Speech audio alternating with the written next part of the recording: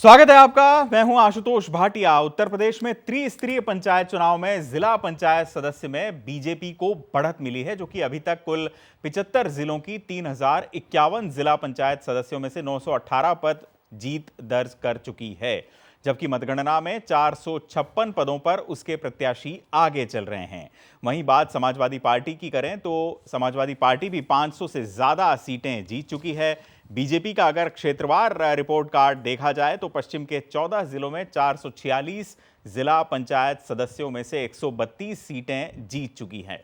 वहीं 72 सीटों पर उसके उम्मीदवार फिलहाल आगे चल रहे हैं। पश्चिमी उत्तर प्रदेश में बीजेपी को सियासी तौर पर बड़ा झटका लगा है। इसे किसान आंदोलन का असर माना जा सकता है। यहां बीजेपी को झटका लगा है तो आरएलडी को जबरदस्त फायदा मिलता हुआ दिखाई दे रहा है। ब्रज क्षेत्र के 12 जिलों की 463 सीटों में बीजेपी 137 सीटें जीत चुकी है, जबकि 74 में आगे चल रही है। कानपुर क्षेत्र के 14 जिलों की 363 सीटों में से बीजेपी ने 107 सीटों पर कब्जा किया, जबकि 70 सीटों पर पार्टी आगे चल रही है। अवध क्षेत्र की 13 जिलों की 679 सीटों में से 194 सीटों पर जीत दर्ज कर चुकी है और 78 सीट्स पर आगे चल रही है। इसी तरह काशी क्षेत्र की कुल 12 जिलों की 574 सीटों में से 187 सीटोटों पर पार्टी ने जीत हासिल की है और 80 सीटों पर वो आगे चल रही है। गोरखपुर क्षेत्र की बात की जाए तो 10 जिलों की 526 सीटों में से 161 सीटों पर जीत फिलहाल मिली है और 82 सीट्स पर पार्टी आगे चल रही है। उत्तर प्रदेश में त्रिस्तरीय पंचायत चुनाव की मतगणना का आखिरी दौर चल रहा है, जो कि रविवार सुबह से लगातार जारी है। पंचायत चुनाव के सभी परिणाम आज आ जाएंगे। कोविड-19 के मद्देनजर चुनाव की मतगणना कड़े प्रोटोकॉल के तहत चल रही है। इस वजह से नतीजे आने में फिलहाल देर हो रही है। अब तक 38,317 ग्राम प्रधान, 2,32,612 ग्राम पंचायत सदस्य और 55,926 क्षेत्र पंचायत सदस्य निर्वाचित हो चुके हैं।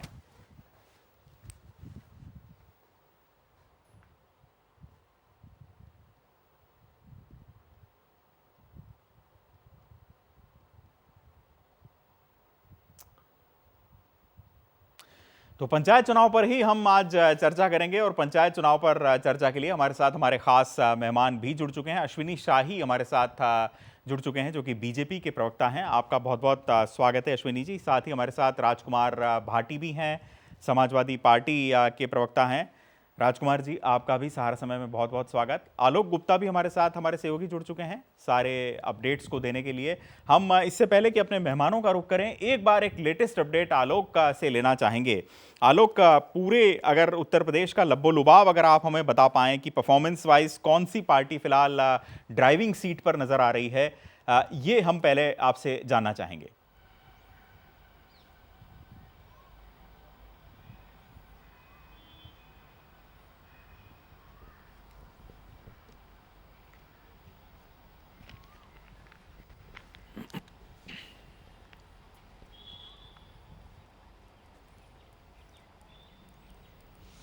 देखिए आपसे कुछ देर पहले जो आपने आंकड़े दिए हैं और पिछले 1 घंटे के अंदर जिस तरीके से जिलों में मतगणना का काम खत्म होता जा रहा है और जो फाइनल टैली लगभग निकल कर आई है, निश्चित तौर पर इसमें कोई दो राय नहीं कि बीजेपी कहने के लिए उत्तर प्रदेश के अंदर पंचायत चुनाव में नंबर 1 की पार्टी उभर कर आई है।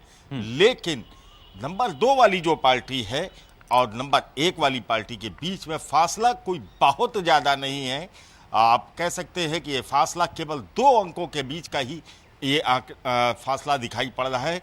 अब जो फाइनल टैली के मद्देनजर जो आए, जो समझ में आ रहा है, जो आंकड़े सामने आए हैं, वो 768 है बीजेपी के पास में और 759 है समाजवादी पार्टी के पास में जिला पंचायत के सदस्य। बीएसपी के पास में 369 की फिगर है। तो कांग्रेस नंबर 4 पर है 80 पर, और इन सब पर भारी पड़े हैं जो इंडिपेंडेंट हैं, जो अन्य हैं, निर्दलीय हैं,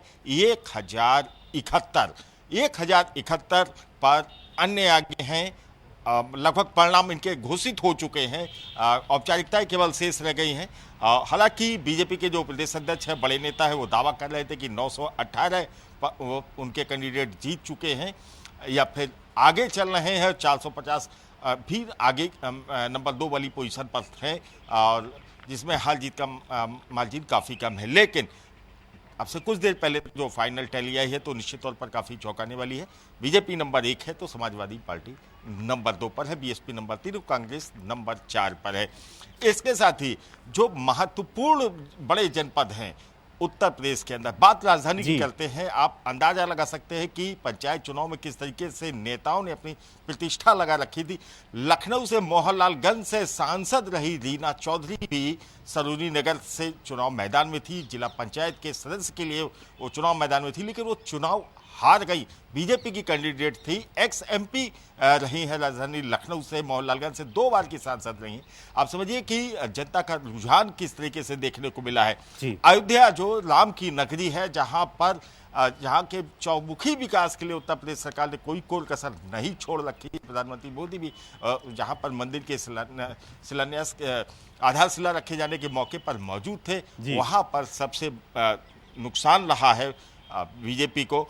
और समाजवादी पार्टी यहां से 24 सीटें जीती है, बीजेपी 8 सीटें यहां से जीती है, कुल 40 सीटें हैं जिला पंचायत की अयोध्या में। इसी तरीके से बात करते हैं बनारस की, जो प्रधानमंत्री का संसदीय क्षेत्र है, यहाँ पर समाजवादी पार्टी आगे है। सपा ने 14 जीती है तो बीजेपी के खाते में 8 गई है, बीएसपी ने 5 और कांग्रेस के खाते में 1 गई है, 1 सीट गई है।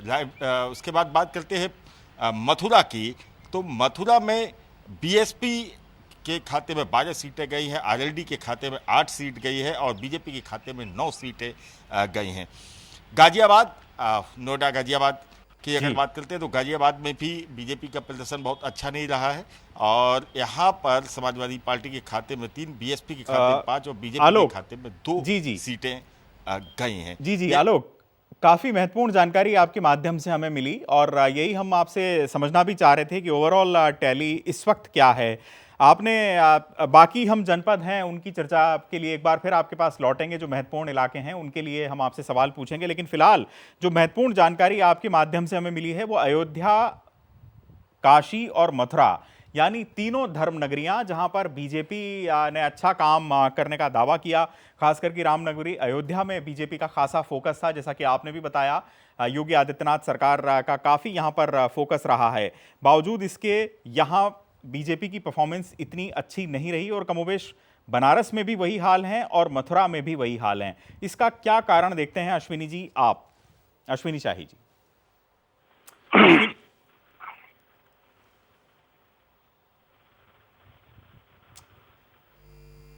अश्विनी जी से हमारा संपर्क थोड़ी देर में एस्टेब्लिश होगा, लेकिन इससे पहले हम राजकुमार भाटी जी के पास चलते हैं। राजकुमार जी, फासला बहुत कम है, समाजवादी पार्टी की परफॉर्मेंस अच्छी कही जा सकती है। 759 सीटें इस वक्त आपके पास हैं, बीजेपी के पास 768। हम लगभग 850 सीट जीत चुके हैं। कई जिलों में जो हमारे कैंडिडेट जीत चुके हैं उन्हें सर्टिफिकेट नहीं दिए जा रहे हैं, घोषणा नहीं की है। कई जगह हंगामा हुआ है, हमारे कार्यकर्ताओं पर लाठियां चला रही है पुलिस। ये सत्ता का दुरुपयोग करके केवल नाम मात्र के लिए टेक्निकली पहले नंबर पे है, वरना ये दूसरे नंबर पे हैं। दूसरी बात, एक बात गौर करने की है कि इनसे भगवान राम भी नाराज हैं, भगवान कृष्ण भी नाराज हैं और महादेव भी नाराज हैं। ये जो नारा देते थे अयोध्या तो झांकी है, काशी मथुरा बाकी है, इनको तो मटिया मेट कर दिया तीनों हमारे तीर्थ स्थलों ने।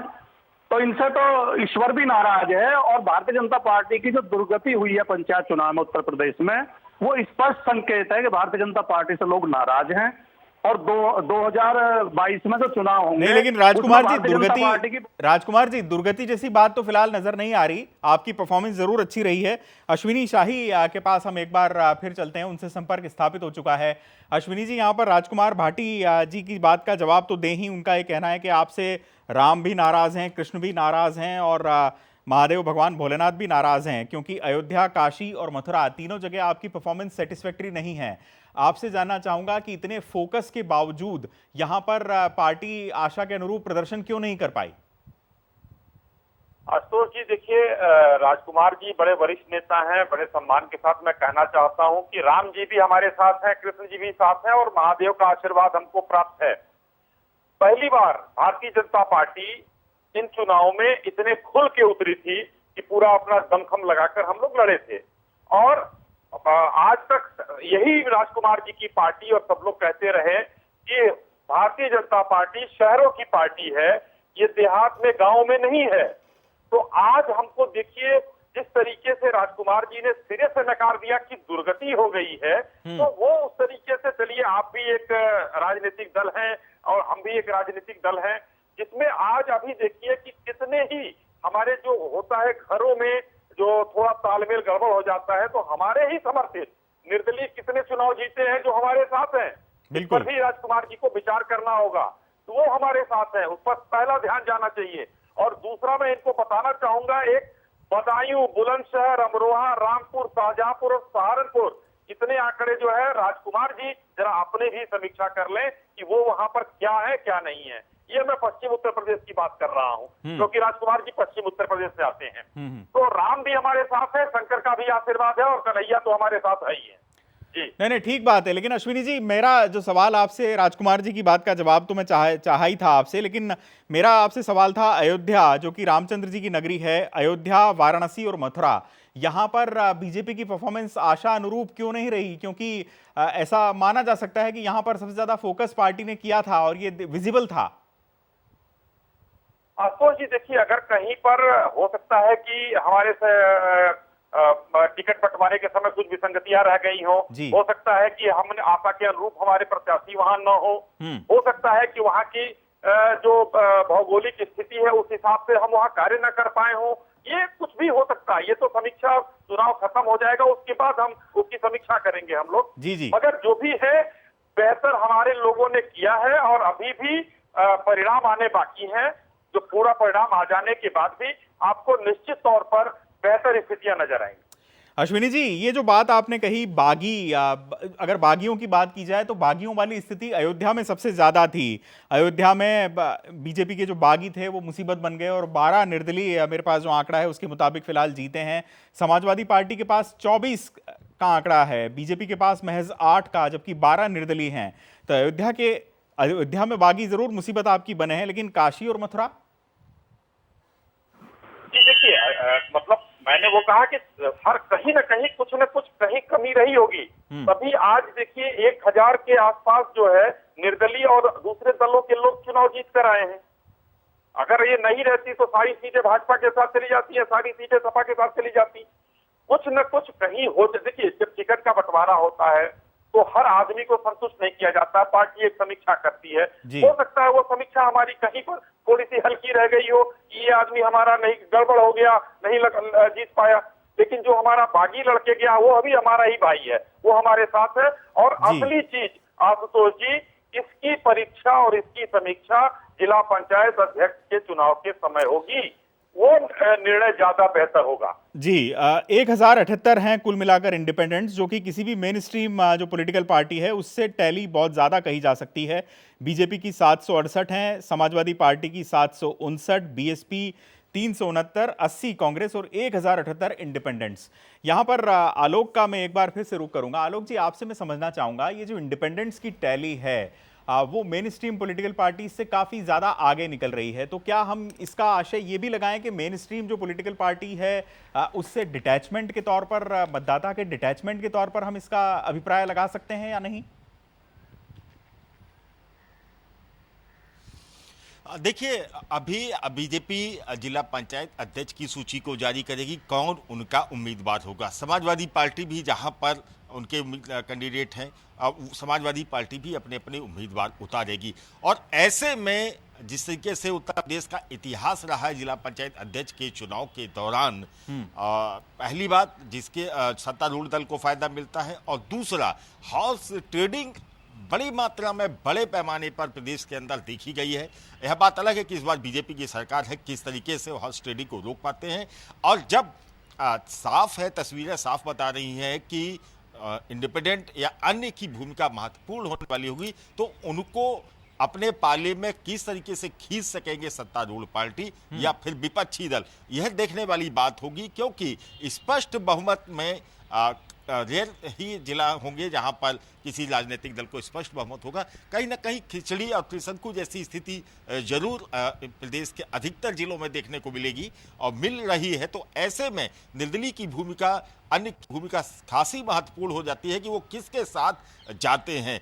हालांकि बीजेपी कह रही है कि हो सकता है कि टिकट देते समय कुछ नाराजगी रही होगी, कोई भूल चूक हो गई होगी। जी जी। तो जो रूठे हुए लोग हैं वो चुनाव जब जीत कर आ गए हैं तो क्या वो वापस घर वापसी करेंगे या फिर विपक्षी खेमे में बैठकर विपक्षी दल के जिला पंचायत अध्यक्ष को जिताने ये के लिए सवाल भूमिका अदा बहुत करेंगे? महत्वपूर्ण है यहाँ पर आलोक का कि लेकिन जो जिस तरह की बात आपने कही कि बागी या मुसीबत बन गए या उनको पार्टी ने मौका नहीं दिया, वो चीज़ अयोध्या में देखी गई थी। बाकी स्थानों पर शायद उतना ज़्यादा विद इन पार्टी कोई कलह जैसी बात नहीं थी।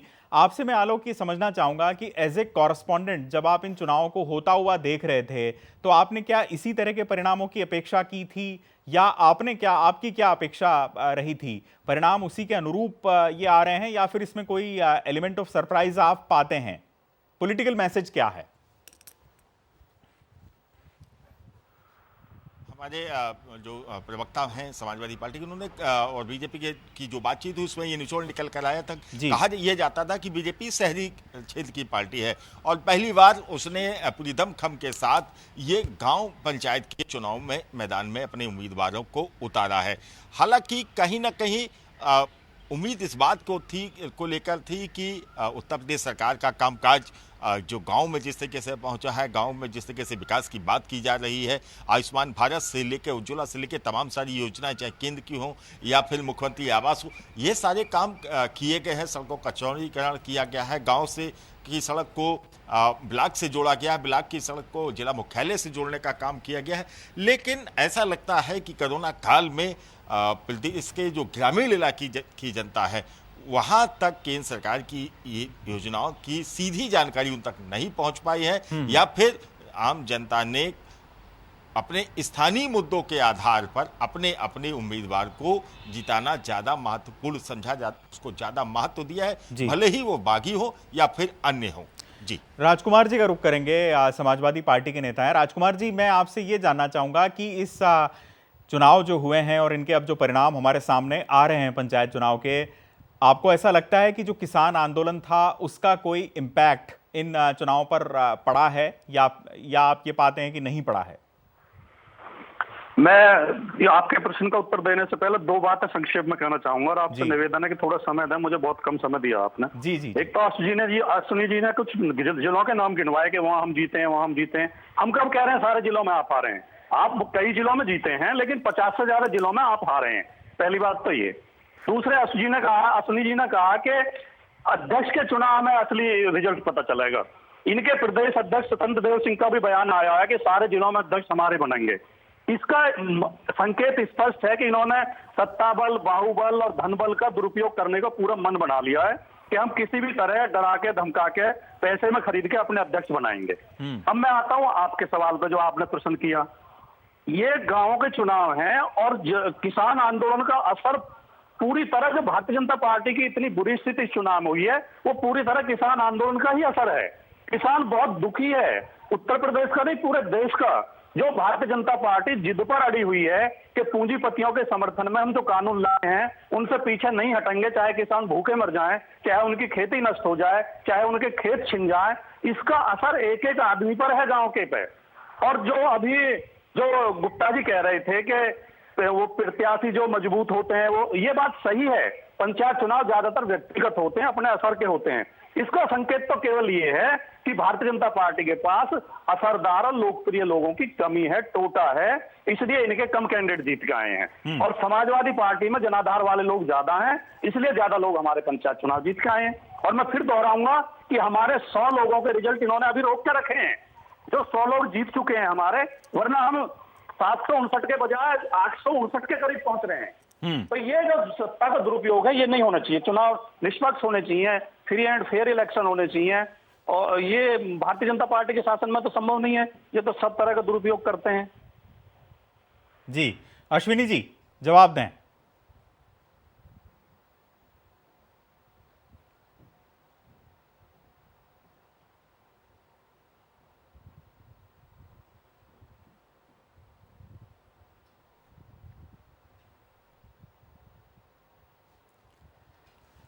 अश्विनी जी की आवाज़ हम तक नहीं पहुंच पा रही है। हम दोबारा लौटेंगे अश्विनी जी के पास। अश्विनी जी, अगर आपको मेरी आवाज़ आप तक पहुंच पा रही हो तो हम दोबारा आप तक लौटेंगे। इस बीच हम एक बार फिर आलोक का रुख करेंगे। आलोक का ये चुनाव एक ऐसे वक्त यहाँ पर हुए हैं जबकि कोरोना का प्रकोप देश झेल रहा था, दूसरी लहर का, और ख़ासतौर उसने बड़ा सर उठाया था, और उसी दौर में ये चुनाव हो रहे थे और खासकर उत्तर प्रदेश में स्थितियां काफ़ी ज़्यादा बिगड़ी। आपको ऐसा कोई लगता है कि इन दोनों में किसी भी तरह का कोई कोरिलेशन रहा होगा?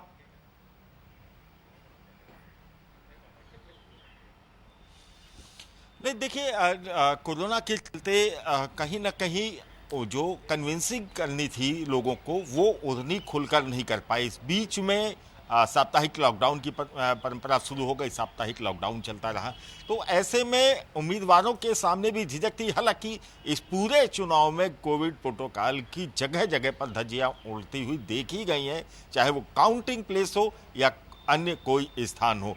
फिलहाल उत्तर प्रदेश में अगले 8 महीने बाद विधानसभा के चुनाव होने हैं और समझा जा सकता है कि यह चुनाव एक हवा बनाने का काम करते, चाहे वो बीजेपी के पक्ष में हो, चाहे वो समाजवादी पार्टी के पक्ष में हो या बीएसपी के अन्य राजनीतिक दलों के। अश्विनी इसके जी, परिणामों को लेकर राजनीतिक दल जनता के बीच में जाते हैं और बताते हैं कि किस तरीके से। जी जी, अश्विनी जी के पास हम रुक करेंगे। अश्विनी जी जुड़ चुके हैं हमारे साथ। अश्विनी जी, अपनी बात तो कंटिन्यू करें ही, और हमको ये बताएं कि 2022 का लिटमस टेस्ट अगर इन चुनावों को माना जाए तो उसके आधार पर तो बीजेपी की परफॉर्मेंस बहुत ज़्यादा सेटिस्फैक्टरी नज़र नहीं आ रही।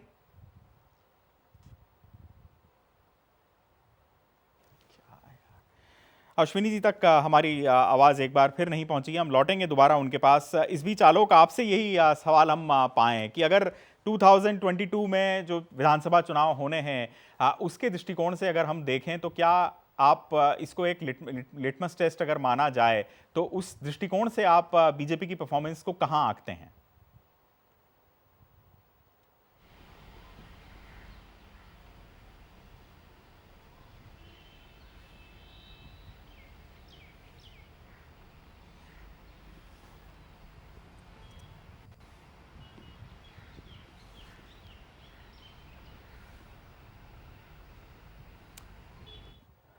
आलोक, क्या मुझे सुन पा रहे हैं आप?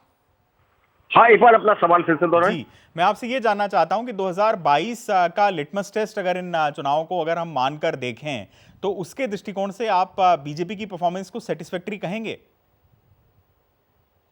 कि चूंकि ये ग्रामीण क्षेत्र के चुनाव हैं और शहरी क्षेत्र के चुनाव हैं और शहरी क्षेत्र में जहां पर कहा जाता है कि बीजेपी का दबदबा है, तो ऐसे में जब 2022 के चुनाव 8 महीने बाद हो रहे होंगे तो इन दोनों के मिलाकर ही परिणाम सामने आएंगे। लेकिन ये लिटमस टेस्ट जरूर इस बात का हवा बनाने का काम करता कि किस राजनीतिक दल की पैठ जनता के बीच में कितनी गहरी है। तो निश्चित तौर पर एक सेटबैक कहा जा सकता है उत्तर प्रदेश की सत्तारूढ़ पार्टी को, क्योंकि 3051 पदों के लिए अगर बीजेपी के खाते में 1500 से ज्यादा उम्मीदवार आते तो निश्चित तौर पर बीजेपी के कार्यकर्ताओं से लेकर नेताओं तक का मनोबल बढ़ा रहता है। लेकिन समाजवादी पार्टी ने जिस तरीके से कड़ी टक्कर दी है तो कहीं ना कहीं उत्तर प्रदेश के बीजेपी नेताओं के चेहरे से लेकर दिल्ली के नेताओं के माथे पर सिकन जरूर देखी जा सकती है। देखना यह होगा कि पार्टी, चाहे वो बीजेपी हो चाहे समाजवादी पार्टी हो, इस चुनाव का आकलन किस तरीके से करती है और जो नतीजे सामने आए हैं उसका जो किस तरीके से अवलोकन करती है और आने वाले विधानसभा चुनाव में किस तरीके से इन नतीजों का फायदा उठा सकती है और जनता तक अपनी। ये महत्वपूर्ण बात है और यही हम अश्विनी जी से भी जानना चाहेंगे। अश्विनी जी, पहले आप तक आपकी आवाज हम तक नहीं पहुंच पा रही थी, प्लीज कंटिन्यू कीजिए और बताइए कि 2022 के लिटमस टेस्ट के दृष्टिकोण से अगर हम देखें इन परिणामों को तो आप क्या खरा पाते हैं स्वयं को यहाँ पर, क्योंकि ऐसा लगता नहीं। जी आशुतोष जी, देखिए इसमें लिटमस टेस्ट तो ठीक है, गांव से हमको आया है क्योंकि हम 300 से ऊपर जीत कर आए थे और वहां आज जो है अगर कहीं पर हमको कमी नजर आ रही है, हम उस कमी को इतने दिन में पूरा करेंगे।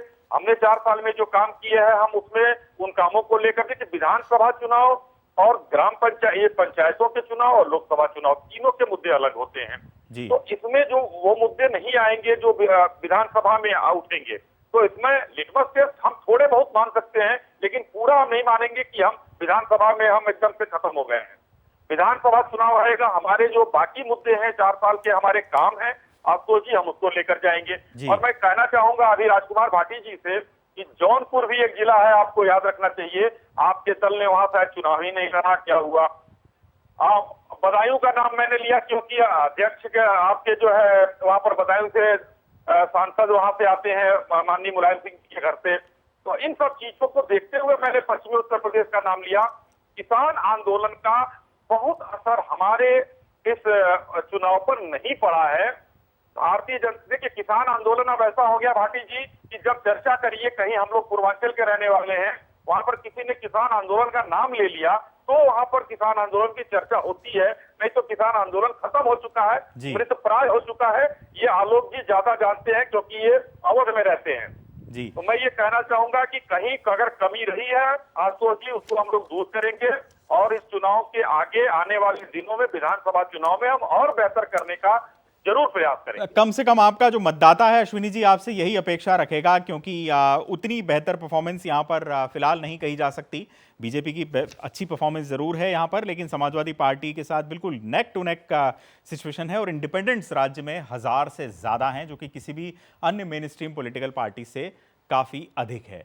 हम शुक्रिया करेंगे इस खास चर्चा में हमारे साथ शिरकत करने के लिए अपने सभी खास मेहमानों का। अश्विनी शाही जी, आपका बहुत बहुत धन्यवाद, आप हमारे साथ जुड़े। राजकुमार भाटी जी, समाजवादी पार्टी के नेता, आपका भी बहुत बहुत शुक्रिया। और आलोक, आपका भी हम धन्यवाद अदा करना चाहेंगे। तो फिलहाल इस पेशकश में मेरे साथ इतना ही। वक्त एक ब्रेक का है, हम जल्द हाजिर होते हैं।